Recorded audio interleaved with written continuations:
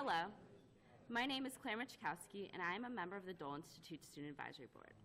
Welcome to the Dole Institute of Politics, and thank you for attending today's program, presented by the Department of Military History at the Command and General Staff College at Fort Leavenworth. The Dole Student Advisory Board is composed of KU students committed to the work of the Dole Institute. We attend regular meetings, assist in events like this, and plan an SAB-sponsored program every semester. Members of the SAB receive great opportunities to network with their special guests. If you're a student and would like to join, please contact the Dole Institute. The Dole Institute would like to hear from you. If you enjoyed today's program, please let us know by contacting us on Facebook, Twitter, or through our website email. Your attendance and feedback help shape future programming. To view past programs, visit our online video archive at www.doleinstitute.org. A video of today's presentation will be available on our website soon. We'd like to encourage each of you to consider becoming friends of the Dole Institute. Our friends help keep our programs free and open and support archive research and our student activities. Please contact us if you are interested. Before we begin today, I'd like to remind you to please turn off your cell phones. After the presentation, we will have some time for audience questions and answers. If you have a question, please raise your hand and a student helper with a microphone will come to you. Please ask just one brief question. Now, please join me in welcoming Dr. Rich Barbuto.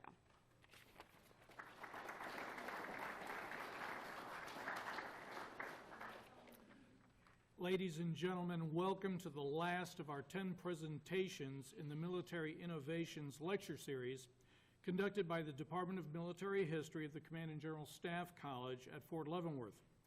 We have been particularly proud of our continuing relationship with the Robert J. Dole Institute of Politics that sponsors these lecture series. I'd like to take a moment now to speak about our series for next year, which will kick off in February. 10 lectures, each given by a military historian, to speak about the book he wrote, what motivated him, what challenges he met along the way. Every writer has stories. And then getting the book published as well as content of the book itself. So I think it'll be fairly interesting. It's going to run the entire gamut of military history. However, today's presentation is the Manhattan Project and is given by Professor SeanKalic. SeanKalic is a historian of the Cold War. He has a BA in Political Science and International Studies from the University of Denver, an MS in Defense and Strategic Studies from Missouri State University, an MA in History from Youngstown State University, and a PhD in History from Kansas State University. He is a professor in the Department of Military History, where he has taught since 2004. He is also our master instructor, charged with oversight of 30 instructors and the entire military history curriculum. Professor Kalic lectures and publishes widely on topics such as transnational terrorism, the Cold War, post-Cold War security environment. His publications include Combating a Modern Hydra, Al-Qaeda and the Global War on Terrorism, Thinking About War, Past, Present, and Future, and U.S. Presidents and the Militarization of Space. Dr. Kalic currently has 2 books under contract.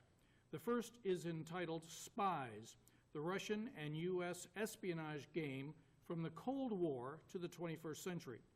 And the second is The Russian Revolution and Russian Civil War, an Essential Reference. Ladies and gentlemen, Professor SeanKalic and the Manhattan Project. Appreciate it. Thank you. Yeah, I think I'm a fool for accepting 2 books at one time, but we'll go from there, right? Today what I want to do is talk about the Manhattan Project, kind of the background to the project, what was going on prior to 1938. We won't cover too much of. So essentially the story is going to start in 1938 and take us up till the dropping the bombs on Hiroshima and Nagasaki. The problem I have is we have about 40 minutes to cover a lot of material. Anybody here read Richard Rhodes' Making of the Atomic Bomb, which is a big, thick Pulitzer Prize-winning book? The idea is to condense that into 40 minutes, which is kind of hard to do. So we'll kind of hit the wave tops. If you have deep questions as we go through, please ask them. We'll go from there, okay? All right, let's start in 1938, because we could start back with Madame Curie and discovery of atomic atoms and all that fun stuff. But I think if we want to talk about what spurs the Manhattan Project and what leads the United States to help develop the atomic bomb, really we need to start in 1938 with these 3 people. We have Otto Hahn, Fritz Strassmann, and then in the center, this is Strassman there, and then Hahn there as well, is Lisa Mittner. Anybody know what they do in 1938? Nobody? Anybody? Any chemists in the room? Because I'm not one, by the way. They figure out that you can split an atom, which is pretty significant. And this is done kind of in theoretical research. They're in Berlin at the Wilhelm Kaiser Institute for Chemistry. And they've been working on atomic particles. And they figured out that if you bombard a neutron or an atom of uranium-235 with a neutron, you can separate it and split it, and it becomes barium and krypton. Brilliant, right? Revolutionary. No, you guys need to help me here, all right? Not so much, but this idea of when you split the atom, it becomes two smaller atomic particles. The idea is that when you split it, guess what happens? An explosion, energy, right? A significant amount of energy happens. So these guys are pretty proud of the project. It is in December 1938. It's going to go out through the world through various scientific journals. The problem is, who's in power in 1938 in Germany? Who's running Germany? Yeah, Mr. Hitler and his NSDAP or the Nazis, right? The problem is that Lisa Mittner here is Jewish. So she's been working with Otto Hahn from about 1933 on. So by the time they get to 1938, she's no longer part of the equation because she's left Germany due to the anti-Jewish laws being enacted by the Nazis. So she's out of the equation, unfortunately, but I think she deserves significant credit because she's a chemist, by the way, who spends lots of time with Hahn, who's a physicist, as a Strassman. So she's kind of written out of some of the history, by the way, but the fact that she does some groundbreaking chemistry prior to 38 is pretty significant, so I thought she deserved a position up there.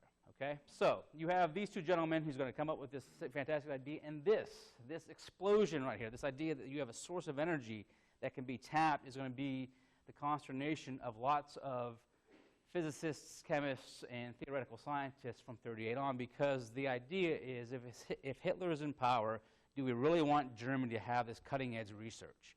Do we really want to consider that Germany can build an atomic bomb? Anybody want to guess what the answer is? No. Not only no, but no, right? Here's the international concern. Again, you can see what's going on in 1938. You have the Nuremberg rallies. The Nazis are getting significant power in Germany. There's some designs on 3940 in Austria, the Sudetenland, so they're expanding. By 1939, they're going to roll into Poland. 1940, they're going to roll into France. So there's an idea here that there's nefarious deeds going on with it's not just theoretical research. They can be used for something more detrimental. Enter Leo Szilard, who's Hungarian by birth. He spends lots of time in Germany in the interwar period, specifically of the 1920s, working under Albert Einstein in the University of Berlin. Einstein, as we all know, is going to leave Germany because of the Nazis as well, comes to the United States. And Szilard is deeply concerned about the research that Hahn and Strassman are doing, because the idea that can be used to make a bomb. Szilard, who's a physicist himself, has been working on the idea that, okay, if we go back one, to do it once is fantastic, right? Szilard is focusing on, can you sustain a chain reaction? So you split the atom, you send a neutron through it, and can you maintain that idea time and time again, which you get critical mass? We'll talk about. And again, I'm not the guy to be talking high energy physics here, but I know enough to be dangerous. All right? And he's concerned that if you maintain this, you can actually make the explosion even more significant, more powerful, and you can use it to weaponize and build a bomb. Because this won't get you there with barium and krypton, but if you sustain it and use 238, you can actually come up with something that's more significant and more powerful. So as Szilard is working through his theoretical science, he's going to leave Germany as well in 38, 39. He's going to come to the United States, and he's going to convince Albert Einstein that together they should write a letter to FDR. And they should write a letter to FDR that concerns 2 points mainly. The first point is this breaking scientific research on uranium and atomic bombs should be explored and should be supported by the U.S. government, which is pretty significant. The second part of the letter is we don't want to let these guys get the bomb first. And Szilard isn't relatively well known in the United States, but Albert Einstein is. So Szilard convinces Einstein, hey, how about I write the letter and you put your name on it? Which is pretty good. Einstein actually says yes. And here's a copy of the letter, which This looked much better on the screen. I'm sorry you can't read it. But what it says is essentially is, we've been doing this with Enrico Fermi, who we'll talk about in a little bit, with Leo Szilard, they're actually working together. Fermi is Italian, Szilard, as I said, is Hungarian. And they've been working on this chain reaction idea. What Einstein's going to write is that we have this revolutionary technology, that we're on the cutting edge of science, and we believe that this research can be used to make a significant bomb. And he talks about the bomb's so big that it's going to have to be put on a barge and floated into a harbor, and if you explode, it's going to wipe out the harbor and probably the city around the harbor. And he makes another point that the problem is it's so heavy and so big and cumbersome that you can never put it in an aircraft just because we don't have the technology to lift it that much. He goes on to say in the second page, the problem is we don't want the Germans to have this because we believe the Germans may be more advanced than we are in the cutting-edge research of atomic particles. Anybody want to guess what FDR does with this letter? No, he doesn't throw it in the trash. We're on the verge of war here. This is 1939, 1940.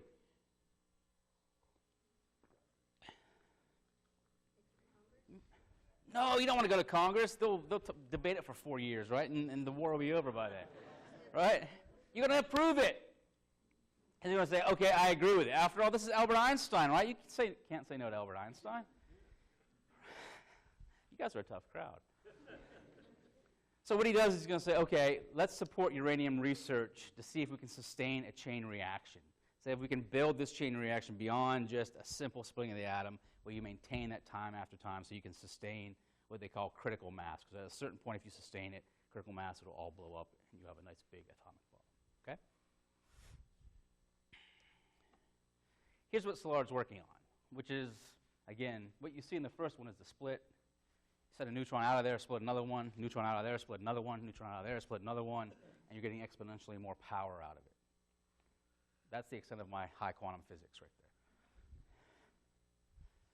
there. And through 39, 40, this is what Szilard, Fermi, and others are working on. In fact, it's going to places like the Naval Research Laboratory, Stanford University, Caltech, and Berkeley, by the way. Physicists, chemists are all working on this. You also have the University of Chicago.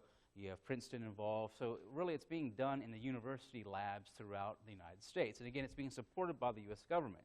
So we tend to think of the U.S. government not supporting science and STEM as is a big call, right? They're doing it back in 1939, 1940 because they're concerned that this technology can be used for bombs and we don't want the Nazis to get it. All right, the problem becomes, as I mentioned earlier, what happens with Germany in 1939? They go east into Poland and take over Poland. After Poland, what do they follow up with in 1940? Now, Soviet Union's 42, but close. France first and then Soviet Union, right? And what's going on in the Pacific? Yeah, Japan's doing their thing, Pearl Harbor in 1941, December 7th, right? We're going to have Midway, Guadalcanal in 42. So if you're FDR and these scientists, if you're really concerned in 38, 39 that the Germans are ahead of you and they're moving fast and furious on an atomic bomb, as you see the war expanding and the Japanese expanding across the Pacific and ultimately the Germans expanding and doing a pretty good job in Europe, are you even more concerned now that they're dumping money into all kinds of weapons research? And the answer is yes. So, go ahead. There were no other German scientists working on it? Did they not know about that? No, what happens is the Germans are going to take Hans and Strassmann's research and try to weaponize it, but Hitler becomes obsessed with tactical management and diffusing his money into all kinds of other programs. And what's interesting is that initial research is it's in the scientific journals of the period. So in 38, 39, it's open research. The problem is once Szilard, Einstein, and FDR get behind it, it becomes essentially classified research, at least on the U.S. side. The Germans are doing their thing. They're going to end up with heavy water production about as far as they get. So the problem is they don't have a nice way to organize everything. So the war's expanding, and this is going to create a greater impetus for the scientists really to work on solving the technical problems, the scientific problems, the theoretical problems, to weaponize this idea of the chain reaction. Here's the original dream team. And Vannevar Bush is essentially the first scientific advisor to the president. He works significantly for FDR. And I'll read off some of his background. Electrical engineer by training. He actually builds the first analog computer in the early 20s, so this is pretty significant stuff. He's actually the founder. Anybody own Raytheon stock? He founds Raytheon. He's a co-founder of the company, which is pretty significant. In 1938, he's appointed to the NACA, which is the National Advisory Committee on Aeronautics, which is the predecessor to NASA. They do a lot of high-end, cutting-edge research on aeronautics. He's appointed to that board. From there, he's made chairman of the National Resource Defense Council, which is talking about how do you maximize the resources in science to a war effort. And from there, he's going to be put in charge of OSRD, which is the Office of Scientific and Research Development, which is how do you use cutting-edge technology and research to build weapons. He is the conduit with this dream team, all right? So he's FDR's guy who's going to brief FDR and work with the scientists, because FDR doesn't quite get along that well with scientists, but he can get along with Bush. So let's go through the dream team. These 5 folks kind of represent a smattering of who's working on this project, by the way. Amongst these 5, we're going to have 3 Nobel Peace Prize winners. No slouch there, right? What was that, Mike? Well, hold on, I'll get there. Hold on, Mike. All right, we'll have Nobel Prize winners. We're going to have one that's nominated twice that doesn't win, and then Oppenheimer, who is ultimately going to be in part of the charge of the Manhattan Project. So let's go through some of these guys to find out who they are and what they're doing. We'll start with Arthur Compton, and then we'll move to the left.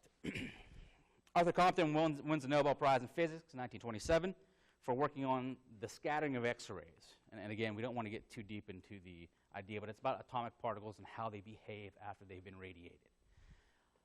The process, as he develops, is going to become known as the Compton effect, by the way, after Arthur Compton. In 1941, he's head of the National Academy of Science on the Committee to Evaluate Atomic Research for War.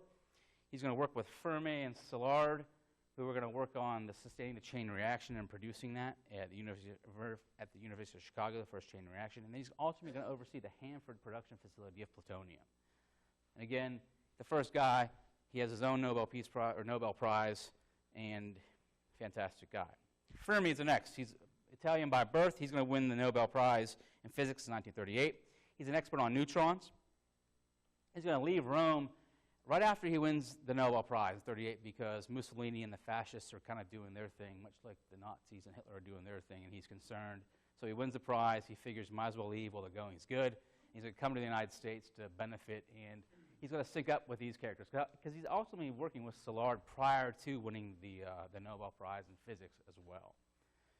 Leo Szilard, who's really one of the impetus behind this. Again, he's the guy who kind of forces the idea through Einstein and ultimately through FDR that the United States needs to be working on this, because we can't allow this technology to fall into, or this research to fall into the German hands.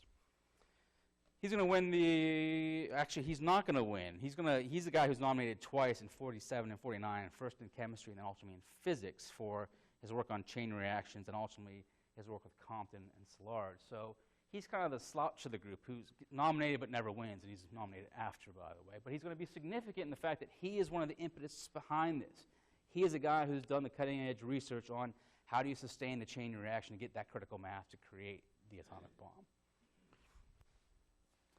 Next is Robert Oppenheimer, who becomes, with Leslie Groves, one of the primary research scientists of the Manhattan Project. Interesting background in in Oppenheimer. His sister's a communist. His brother-in-law's a communist. They're suspect that he's a communist. But it's the 1920s, 30s, and being a communist is kind of the cool, hip thing to do because the Great Depression's on. So that's going to come back to haunt him after the war, by the way. It's going to haunt him kind of during the war, but Leslie Groves is going to kind of overlook that because he has a unique capacity to kind of talk to people like this. I keep saying Groves. Oppenheimer's no slouch either. Actually, he does graduate work at Cambridge University at the Cavendish Lab under J.J. Thomson, who wins a Nobel Prize in Physics in 1906 because he discovers electrons, by the way. So what you see in these guys is they're all working on cutting-edge science. This is hardcore stuff, right? They're breaking new ground. The last guy is Glenn Seaborg, who wins a Nobel Peace Prize late, though. He wins, I keep saying Peace Prize, sorry, Mike. Nobel Prize in Chemistry in 1951. And he's going to lead the team that discovers plutonium, and ultimately he's going to be critical in developing that second atomic bomb that we drop on Nagasaki, and ultimately the bomb that we test at Trinity in June of '45 is going to be based on plutonium and the designs by Seaworth. So he is a fundamental character who builds the idea of uranium may not be the way to go. Let's go with plutonium because you can produce it quicker, and we'll talk about that in a little bit. Okay, so again, this is a smattering of the folks that we're talking about. So, you know, no slouch here, right? And the others that I haven't even mentioned are, you have George SeanKalic, who's also a research expert on plutonium, who's going to head up the design bureau with Oppenheimer to build the second bomb. You have Edward Teller, who ultimately becomes the guy who builds the hydrogen bomb. So you have all these big scientists who spent really the formative years of their youth working on atomic particles. The average age of the scientists working at Los Alamos in 1942-43 is 25 years old. Yeah, it makes me feel kind of old and like I haven't done much with my life, which is pretty amazing. All right, so these guys are doing the research and pushing it at their respective institutions throughout 39 and 42. 40 is going to become a critical year because, after all, FDR is going to support this program. It's going to initially give the government, or give what becomes the Manhattan Project, about $2 billion. Now, that's a lot of money in 1942, $2 billion. And we'll do some numbers at the end to show you kind of roughly in a more contemporary period. It's about worth $24 million or $24 billion. So we're talking lots of money in 1942. The only other weapons program that costs more money long-term during World War II, anybody want to guess what it is? Yeah, the B-29, the thing that has to drop it, which is kind of ironic. So this is actually cheaper than the airplane that gets developed to drop it. Go figure, right? All right. September 7th, 1942 is the official creation of the Manhattan Project. And Leslie Groves, Colonel Leslie Groves, is actually put in charge of the Manhattan Project. He's the guy who's going to bring it all together. There's a proto-Manhattan Project prior to that. Groves isn't involved because Groves is in charge of building a little building in Washington, D.C. called the Pentagon. So he's heading up that project. That project's over around the summer of '42. We're nearing an end. Groves is going to be relieved from that, and he's looking for a wartime assignment, right? He wants to go overseas and get in the action. The problem is he's a really good engineer, and the Army Corps of Engineers, they don't want to let him go, so they dangle this carrot in front of him. And Groves says, I really don't want to work with a bunch of eggheads. These guys are all scientists. I believe he has a master's degree, so he kind of has an inferiority complex. But they sit down and explain to him, here's the reality. Vannevar Bush explains to him, this is cutting-edge research. We're doing something huge here, and we have a limited amount of time because we don't know where the Germans are as far as their research. So he says, okay, but if you promote me. There's got to be something in it for him, right? So ultimately, he's going to get a promotion to first 1-star, then ultimately a 2-star generalship out of this. And the problem that Groves has is really threefold. He has to acquire all the land and facilities necessary to work on this project. He has to require the people to work on this project, and he has to have a weapon or something that can be used within, I don't know, they're thinking 3 years. So they make the argument that they can have something probably by mid-45, but don't expect it any earlier than mid-45. So if you're Groves, what do? This is a bit overwhelming for you because you're used to running the Pentagon, which seems like a pretty easy project compared to building an atomic bomb. And the problem is he doesn't get along well with all these people hanging out in all these, radiation labs and the Vandian Corporation. We're going to build Los Alamos. We'll talk about that. So he has to hire somebody that can kind of talk to the scientists. And this is where Oppenheimer comes in. Oppenheimer actually has no administrative experience prior to the Manhattan Project. He runs a lab, and he works with the graduate students. And I believe the greatest number of graduate students that he controls or manages is something like 16 to 20. So imagine that. You're taking a guy out of a lab who's only kind of managed 16 to 20 students, and you're going to put him in charge of this project, which is ultimately going to have about 120,000 scientists, chemists, physicists working under him. And he's going to be the guy that's in charge of the science side of the house. And Groves picks him because Oppenheimer has a unique way of explaining complex ideas, which is what they're working on, to Groves. And again, Groves isn't a dumb guy, but he's an engineer, not a scientist. So when you're talking high quantum energy physics, it can get a bit daunting, right? So he wants somebody that can do it and explain it well, and Oppenheimer wins the job despite the fact that there's suspicion that he may be a communist and the fact that he's never really managed anything in his life. And to be fair, They end up being a pretty good team because Groves is a fantastic organizer. It can bring everything together, and is a real kind of take action kind of guy. Oppenheimer is really good at managing labs and people. So over Los Alamos, he's going to do a really good job of kind of letting the scientists kind of run, do their thing, but make sure they're meeting their deadlines and doing what they need to do. The original odd couple, right? But they're both really neat. No one's messy.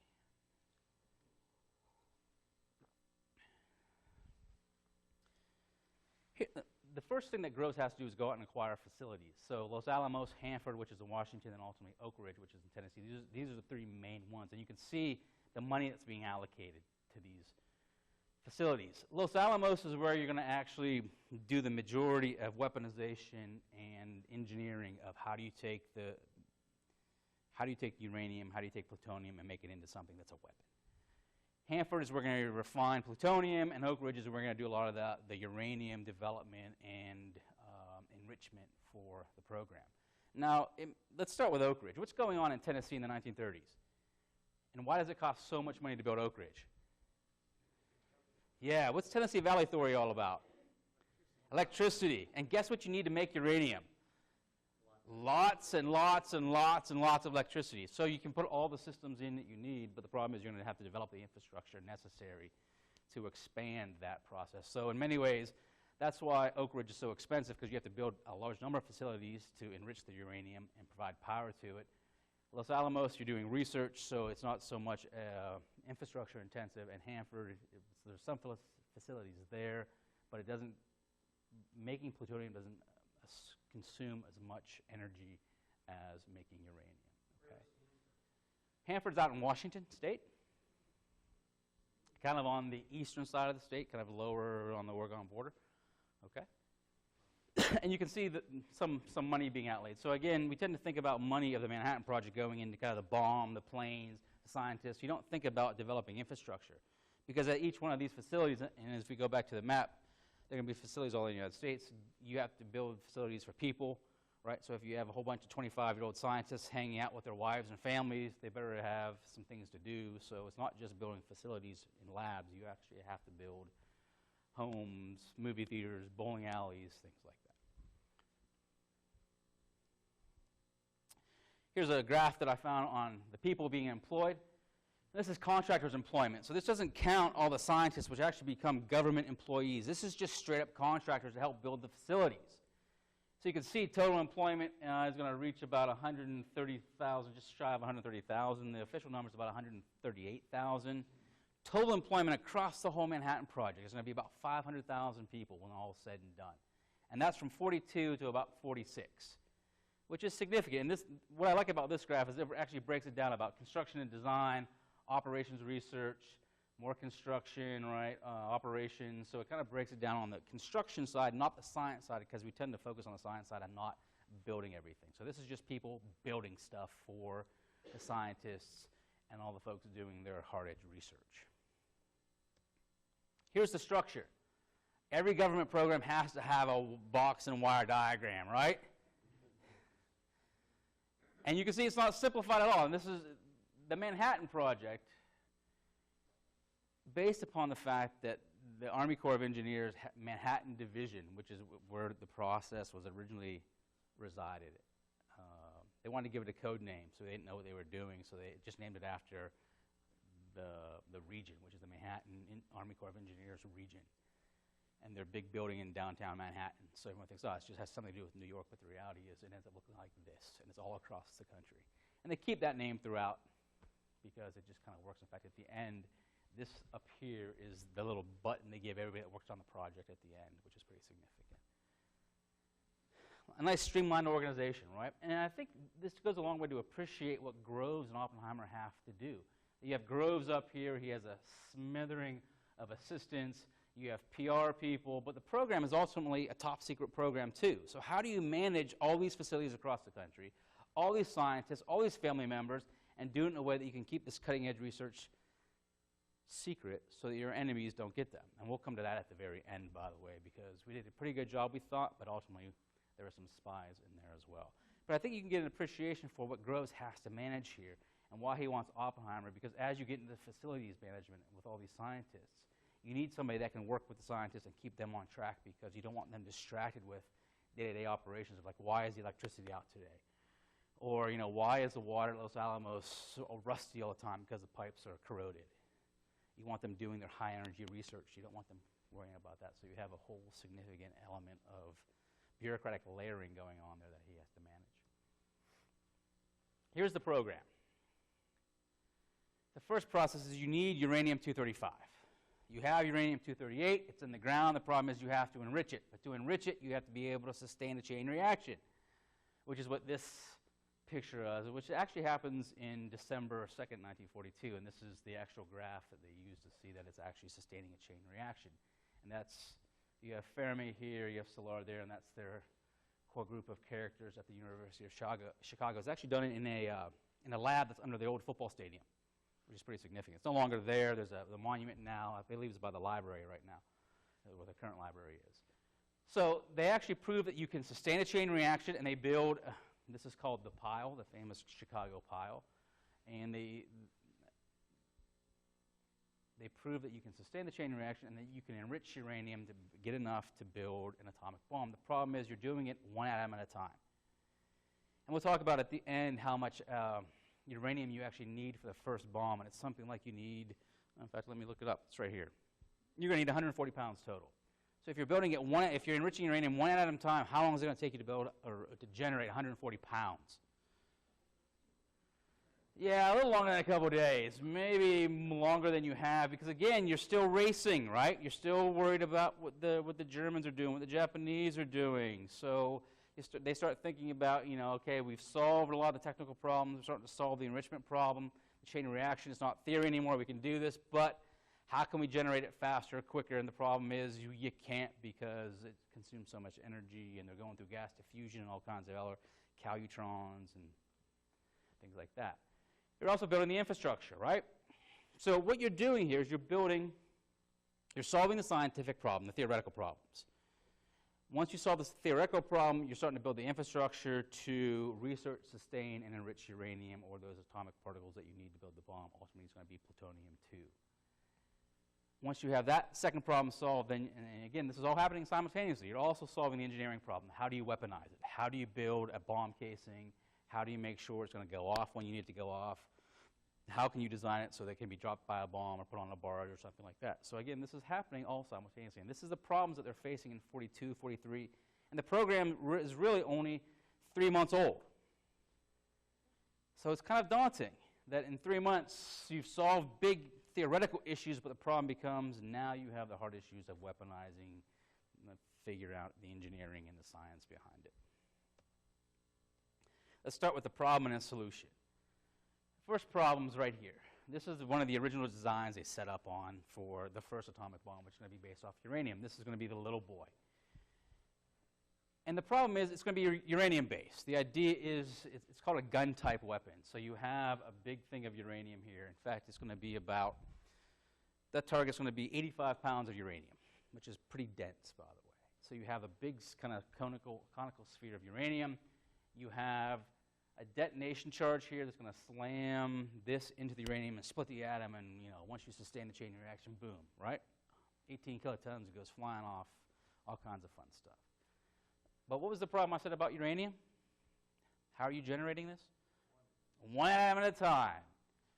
So how long is it going to take you to generate, 85 pounds just for this versus another, whatever you need for 38 or 35 pounds for the accelerator? That's a lot of uranium. So what's happening is that they start thinking about other ideas, that if you can't use uranium because you may not have enough uranium to build it, is there another compound that you can use? And compound's probably the wrong word scientifically, but I'm a historian, so we'll go with it, right? I'm sure I'll get a bunch of chemists on the YouTube saying, yeah, idiot. Plutonium becomes the next one. This is where Glenn Seaborg comes into play, as does George SeanKalic, that if you don't have uranium, rather than splitting the atom, maybe we can squeeze plutonium, because plutonium is easy to produce. We know we're going to have more plutonium. We're producing it at Hanford, so why don't we design a second bomb just in case this one doesn't pan out? So this is a gun type where you essentially what you have is a sphere. You slam something into it and try to smash it. Uranium-based. The Fat Man is a softball-sized core of plutonium that's going to weigh, and this is pretty staggering. It only weighs 13.5 pounds. So you go from 85 pounds here to 13.5 pounds, and you can do that pretty easily. And what you do around it is you build some uranium, and then you have conventional explosives, something on the order of magnitude of, about 5,000 pounds of high explosives. A little firecracker, a little bag. And the idea with this type bomb, which is pretty significant, this one's pretty easy to figure out physically and scientifically and theoretically. This one's a bit different because the idea is rather than splitting it, you're going to squeeze it to the point where it splits itself. So think you have, the best analogy is you put an orange in your hand and you're going to squeeze it to the point where it's going to explode. Now what's the problem with that? Anybody know? Say that again. Even explosion, right? It has to be just the pressure. And again, this is going to be the design right here. You have to have even pressure on all sides, right? Which is a pretty significant problem to have. So you see the work being done here on working through the engineering side of this. How do you coordinate 5,000 pounds of high explosive to all detonate and squeeze on this softball-sized pit at the exact same moment? Easy, right? And the idea is you're going to squeeze it. You're not going to squeeze it to where it's nothing. You squeeze it down to where it's about a tennis ball size. So you're going from softball size to tennis ball size. And this is going to take, the better part of 2.5 years to figure out. And when they tested at Trinity, because this is the design they tested at Trinity, not this, because they know this is going to work theoretically. They've run all the numbers, no problem, but the concern here is uranium. This one, though, this is cutting-edge stuff. They don't know if they can get the exact timing right, what happens if you're a millisecond off here, what happens if the squeeze doesn't go right, what happens if these aren't cast properly, what if the explosions don't produce the same effect. So there's all kinds of research and development going on at Los Alamos on this process alone. Now they're doing the engineering here too, but the stress and strain really is this because, again, if you can't get the uranium and this doesn't work, what are you left with for your $2 billion? Yeah, bupkis, right? Nothing. A whole lot of good old-fashioned research and science, okay?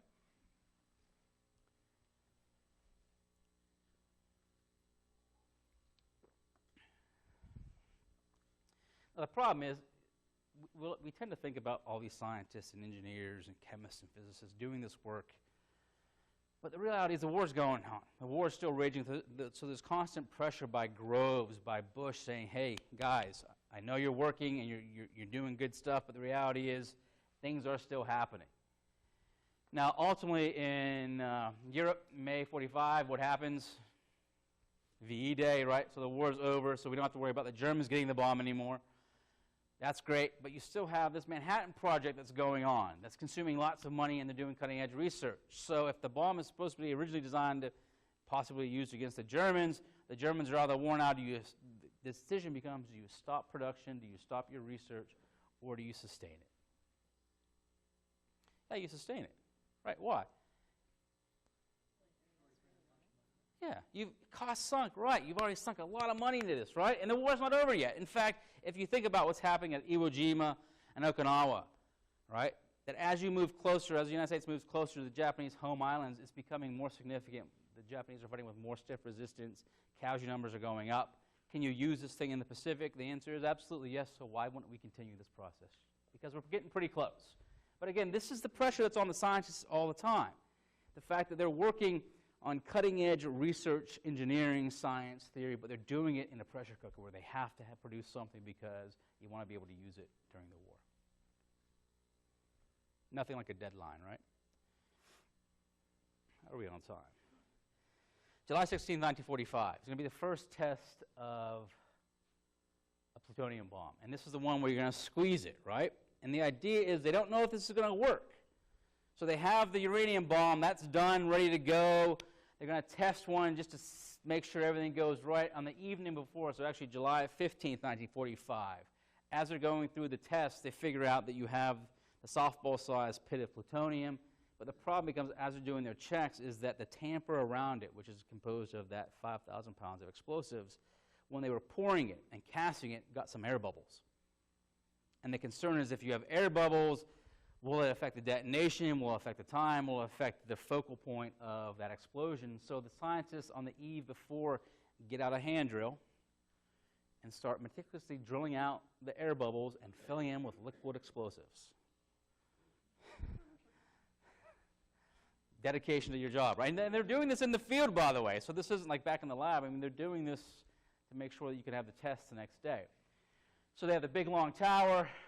This is the actual gadget that they call it. And inside of all this electronic stuff, you could see, if we go back to that kind of pit, this is going to be in there. And all those wires and everything are detonators and electronic measuring devices and things like that. So once they get that all hooked up, they're going to hoist it.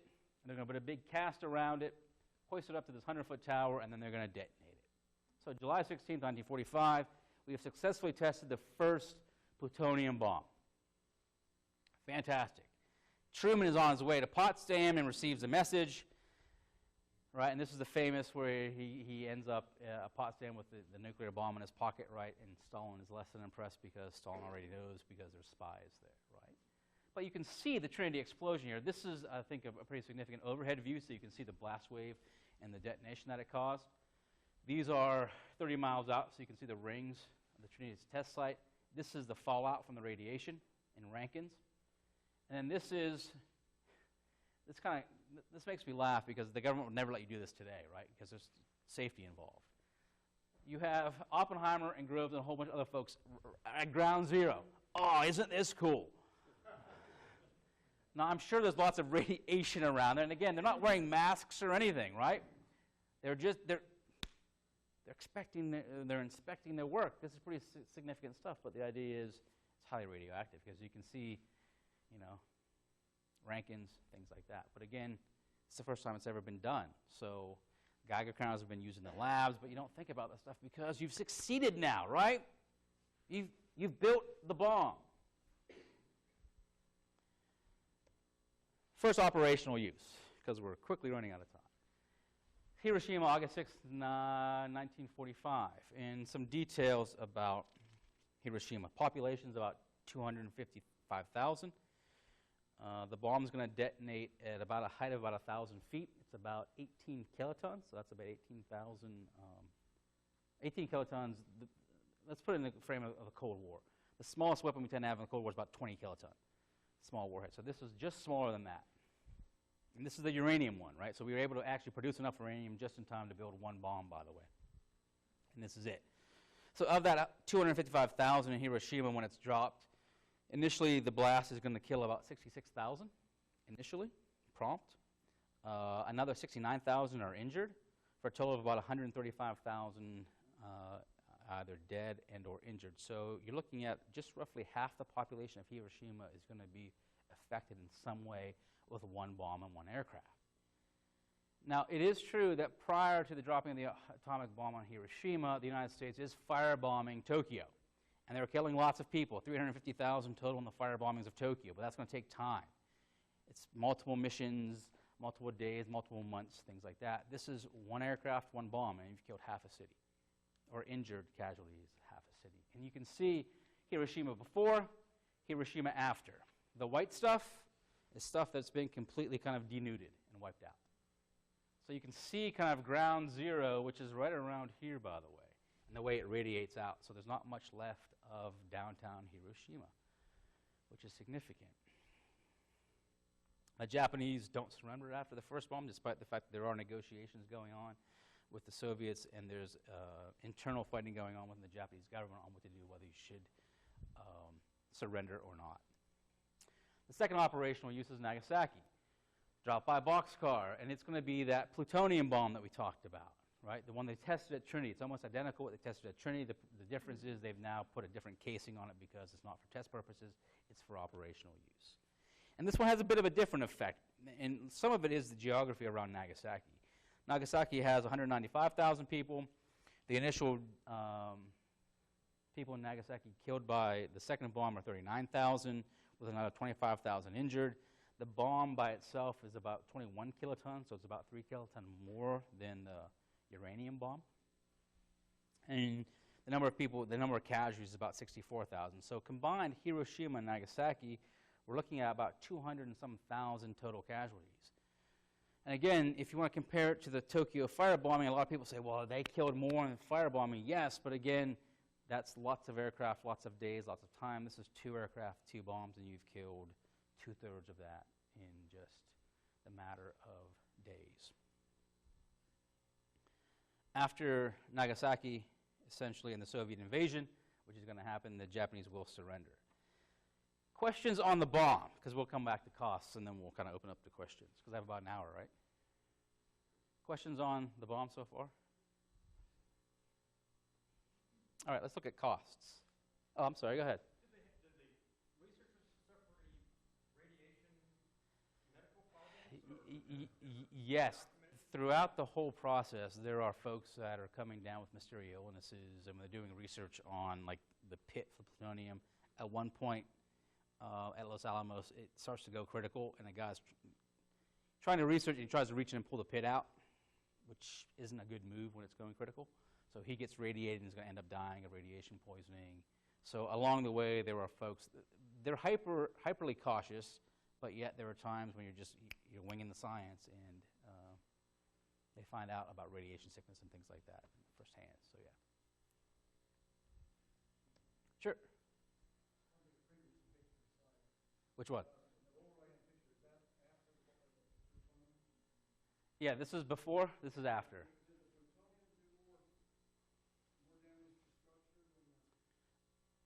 The answer is about the same.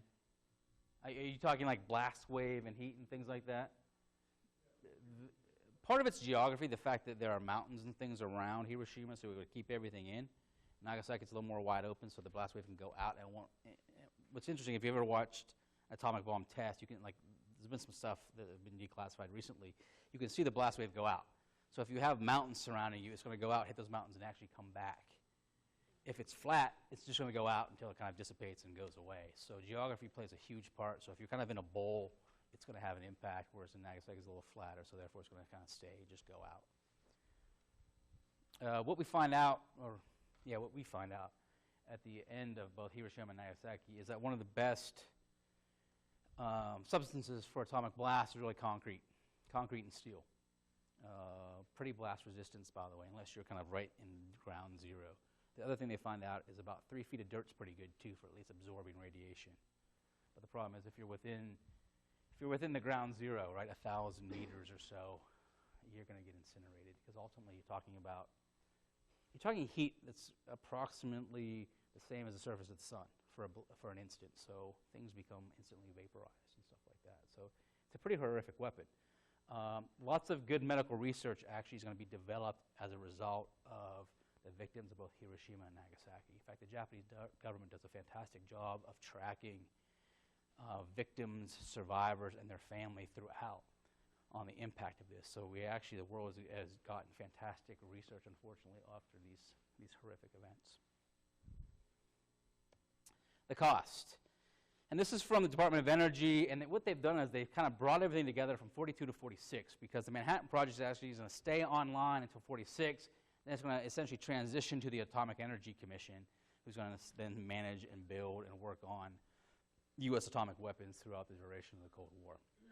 And 500,000 people, as I talked about, total, include scientists, contractors, all those characters. And at the end, as I said, they all get this nice little token that we worked on the bomb, because once the bombs are detonated, those secrets we kept are no longer secret. In fact, everyone's kind of relishing in, the atomic age is upon us, and everyone can embrace it now, which is pretty significant.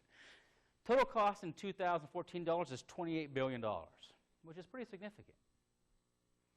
The 14,700 tons of silver is being used for electromagnets, and this all comes from the Department of the Treasury, so you start smelting down your silver coins to help contribute to the bomb project, which if you think about it, that's a lot of silver, by the way, right? What's the current price of silver? Anybody know? Do the math. It's a little bit of money, right?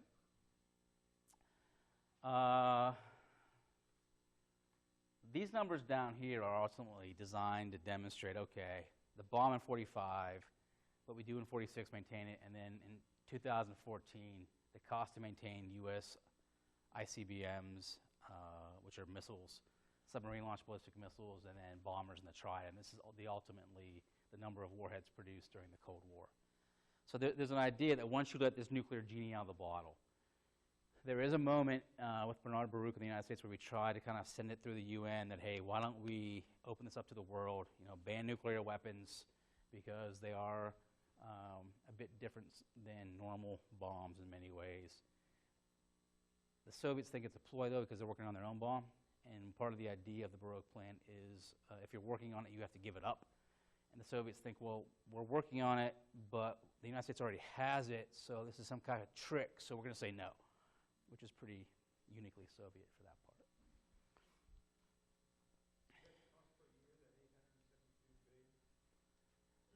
No, that's over the next 30 years, by the way, which isn't horribly expensive. I don't believe I just said that, but, if you're going to maintain it for 30 years, It's just money, right? You go to the tree, right? And there's actually a debate happening right now on whether we still need those 3 legs of the triad. Maybe we only need 2, so stay tuned for that debate, all right? Now, we talked about secrets a little bit, right? The spies and the Soviets right at the end. That during this whole project, one of Grove's obsession is secrecy.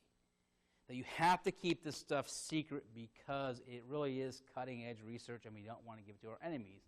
The problem is that as we start working through both the uranium gun-type bomb and ultimately the plutonium bomb, we need help from allies, the Brits. The problem with some of the Brit scientists are they tend to be communists and they've been compromised by what becomes the KGB. So here's 2 examples, Klaus Fuchs and Theodore Hall, who actually work on the Manhattan Project. At Los Alamos are actually giving copious amounts of their research to the Soviet Union.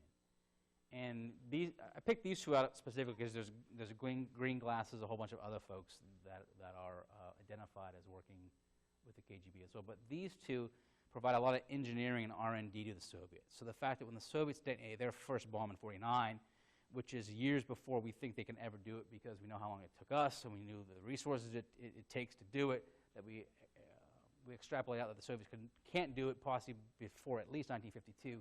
The problem is they have all the research from these 2 guys.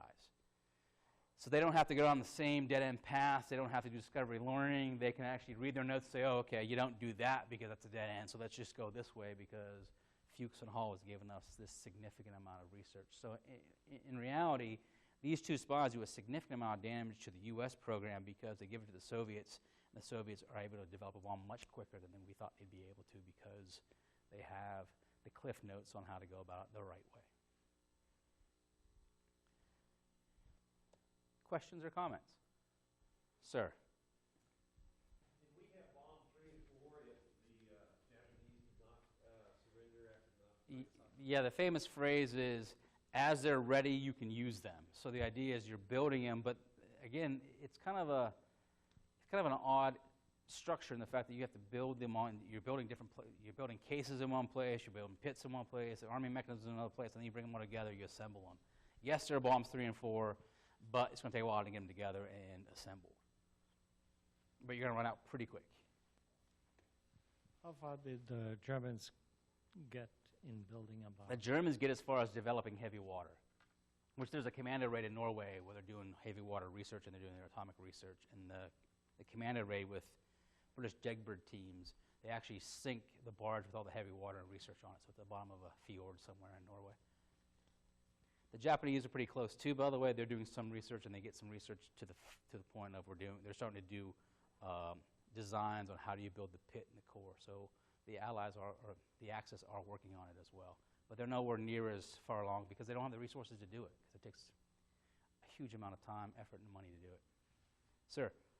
Assuming we have the resources, how long does it take to make a bomb now? It took years before. How long? I have no idea. That's well beyond my pay grade. I'm just a historian. The bombs they have now, they're not bombs. They're actually warheads. I wouldn't even be... The ones they have on ICBMs have been around since the 80s now, by the way, and they're just constantly maintained. So we're not building new warheads. You're just maintaining them, and every once in a while you test them, but you don't test by lighting them off. You test through electronic simulation, because we found out lighting them off is kind of bad for the environment. And people, too, by the way. The biggest problem with our current warheads is that they were built 40 years ago. Right. And the people who built them and maintained them have retired. And we haven't trained people to keep up with Many of the labs that were actually founded under the Manhattan Project, Los Alamos, Lawrence Livermore, are still around, and there's a very small number of weaponeers that still work there, and they try to keep enough to kind of maintain doing the research and what if you need to build a new warhead, and there's always debate of about 10 years. But yes, one of the problems is, okay, as you lose successive generations of folks that have grown up in the Cold War, how do you maintain that continuity, that engineering, that scientific knowledge? We'll come back. Ma'am. How long did it take them to figure out those two guys were spies, and what happened to them? They end up in prison, I believe, and it takes them about a year and a half from, well, actually, yeah, the FBI is doing what becomes the FBI. What is the FBI? They're doing, they're kind of probing and making sure that they are spies, because you don't want to accuse them of being spies, because it creates a sticky situation with the British, so who are an ally. So you want to make solid sure that you have them as spies. So by 45, the end of the war, we know they're spies, and they're going to get what's coming to them. But they weren't. I'm not sure if they were executed or not. I don't know about that. Sir. A couple of handfuls of explosions for total. And we have 4 bombs. We've got Trinity. We've got 2 in Japan. You have the Soviets. Mm-hmm. I guess there are a few more that have tested in Oh, yeah, recent no, there's years. a whole slew of tests throughout the late 40s, 50s, even up in the 60s.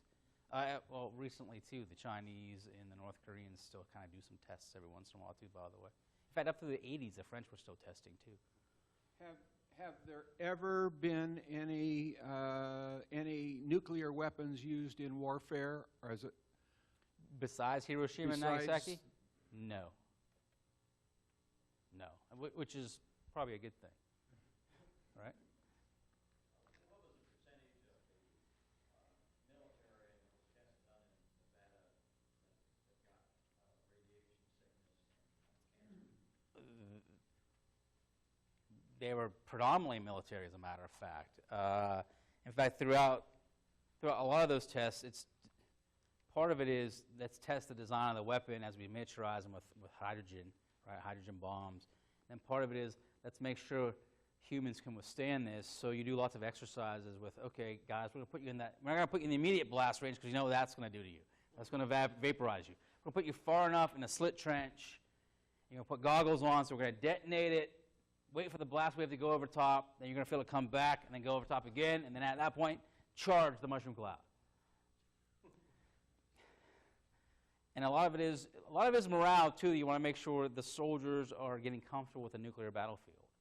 So it's predominantly military, and the idea is you want to make sure they can fight and live on a nuclear battlefield.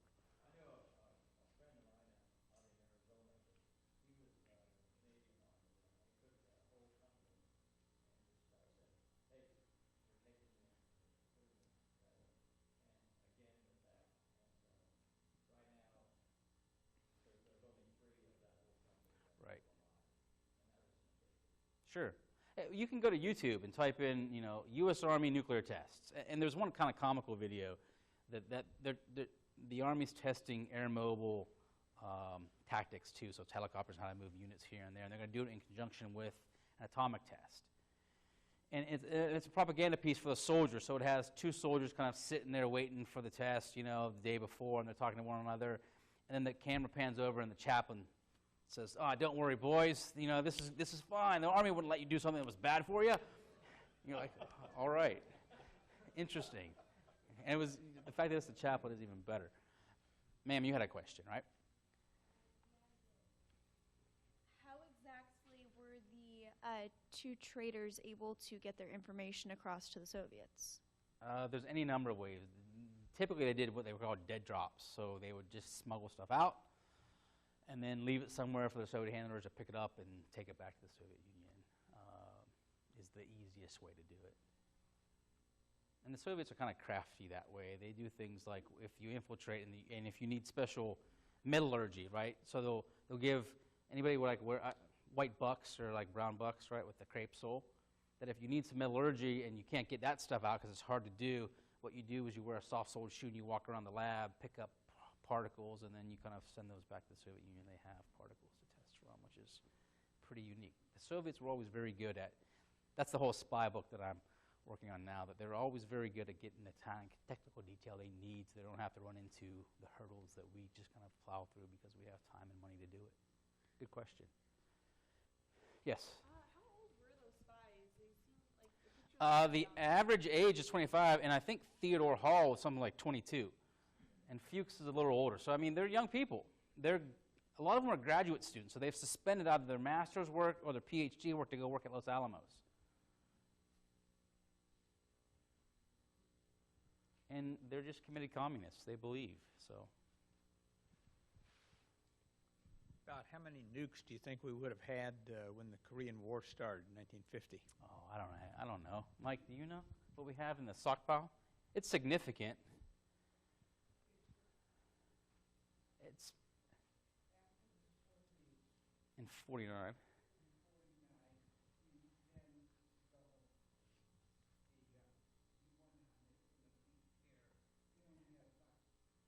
I was going to say by 50, I want to say we have maybe 100 or so, because at one point they're building a war plan. Yeah, because they're building a war plan to target 300 Soviet cities, and they don't have enough bombs to cover that. And again, once we approve NSC-68 as a result of Korea, the main recommendation of NSC-68 is we have to go nuclear to offset conventional. Right. 49, right. It actually happens over the summer. We don't find out until early fall, right. Sir? Was the letter from Einstein the first indication that Roosevelt had that the Nazis were working on a nuclear device, or was there intelligence before? Actually, there doesn't need to be intelligence. It's open source. Because what Hahn and Strassman did is publicized throughout the scientific community. And Vannevar Bush is going to start feeding some of that information via his organization up to the president. But it really is Szilard and Einstein who make the push that, hey, we can use this to build a bomb, and we can't let them get it. If you think space race is the same thing, but you're racing with atomic bombs. And other than the letter, did Einstein have a role? And if not, why not? Did he just not have the expertise? Well, he's the guy that comes up with the MC squared, right? So theoretical foundation, right? He's at Princeton doing his thing, and I'm not sure how he's involved or why he wasn't involved, but I know that Szilard and a few of the other guys are pretty close with him. So I'm sure he's a mentor in many ways. He's just not officially involved in the Manhattan Project. Anything else? Sure. Do you know how many of the people who were actually on the project are alive today? I don't think, well, no, that's not true. There's a few that are alive. In fact, PBS just did a really good documentary called The Bomb. And one of the female chemists is still alive, and there's a few of the engineering guys. So again, if they're 25, they're getting up there, but they're still pretty lucid, and they talk about the program. So there's a handful of them still left. Sir? When did they aggressively start it? Let's see, right after Nagasaki. And they start ramping up. I mean, as they're kind of concluding the war, Stalin's starting to throw resources towards the design and develop of their bomb. I think because, again, they already have lots of research, so they're good to go. Time for one more? Or three more? We'll go with three. Right. There's a debate going on in the government on whether they should surrender or not. There's a hawk faction that's saying, no. We can still beat the Americans. If we bring them in, we can bleed them, break their will, right? Think Okinawa, but 10 times worse. Yeah. They're committed, right? It might be an interesting side point. Both those aircraft still exist. Yes.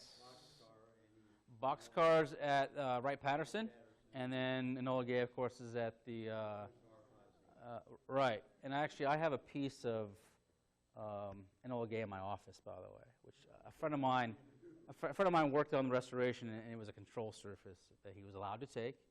So a wedding present from a bunch of guys I went to grad school with is a signed copy of the 4 folks that were left from Enola Gay, and then he gave me that little piece. So, yeah. One more, right? We'll go 2 more. Tom.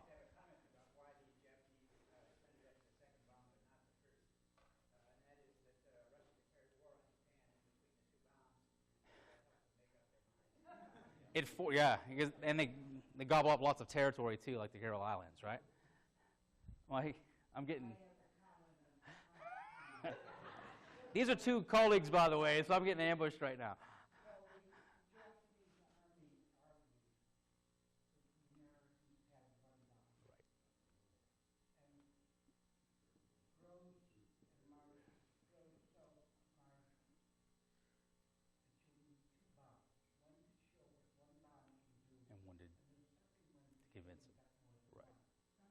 Right. And that gets into the whole, there was a debate about how to use the bombs prior to that, too. The idea of, do you invite the Japanese to some bikini atoll or some atoll and detonate it and demonstrate it? And the problem is, with the Fat Man bomb, well, we don't know if it's going to work, so that wouldn't, that may kind of, blow up in our face, no pun intended. The other one is, do you use it in a tactical way, in the fact you use it to essentially soften the beachheads prior to the landing on the main islands, and they're thinking, yeah, no, that's not a good idea either. So you end up doing what we end up doing. One more. We can. Was the second bomb, Mm-hmm. was that ever tested beforehand? Actually, the Trinity test is the Fat Man design.